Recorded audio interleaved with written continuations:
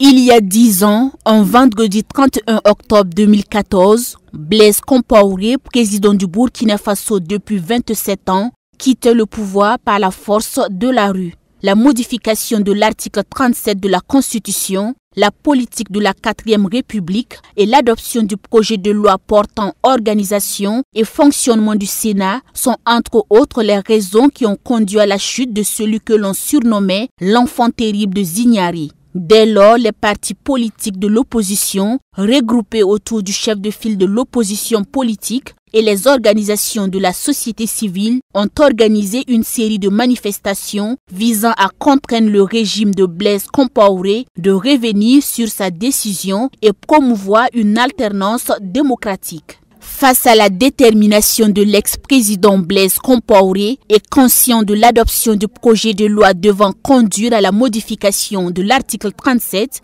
les manifestations dégénèrent le 30 octobre 2014. L'examen du projet de loi qui devait se tenir à 16 h est ramené à 10 h au sein de l'Assemblée nationale. Malgré le déploiement impressionnant des forces de l'ordre autour de l'Assemblée nationale, la population qui a répondu à l'appel de l'opposition et de la société civile était déterminée à empêcher le vote à l'Assemblée nationale. Après avoir forcé plusieurs barrières érigées par les forces de sécurité, l'hémicycle est envahi par les manifestants. Et quelques instants après, le Parlement est en feu. Les manifestants réclament dès lors la démission du président Compaoré. À 17 h, le président annonce la dissolution du gouvernement et le retrait du projet de loi portant modification de l'article 37. Il décrète également l'état de siège. Face à son refus de démissionner, les manifestations reprennent de plus belle le vendredi 31 octobre. Cet ultime assaut des manifestants aura finalement raison de Blaise Compaoré qui, après 27 ans de règne, rend officiellement sa démission et prend la route de l'exil et direction la Côte d'Ivoire. À noter que cette insurrection populaire a conduit à des actes de vandalisme et a enregistré plus de 600 blessés avec malheureusement une vingtaine de morts. 10 années après les faits, les appréciations ont beaucoup évolué au sein de l'opinion publique.